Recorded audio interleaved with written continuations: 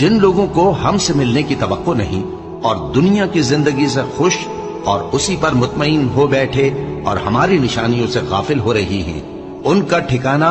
ان اعمال کے سبب جو وہ کرتے ہیں دوزخ ہے۔ اور جو لوگ ایمان لائے اور نیک کام کرتے رہے ان کو ان کا پروردگار ان کے ایمان کی وجہ سے جنتوں میں پہنچا دے گا، ان کے نیچے نعمت کے باغوں میں نہریں بہہ رہی ہوں گی۔ جب وہ ان میں ان کی نعمتوں کو دیکھیں گے تو بے ساختہ کہیں گے سبحان اللہ،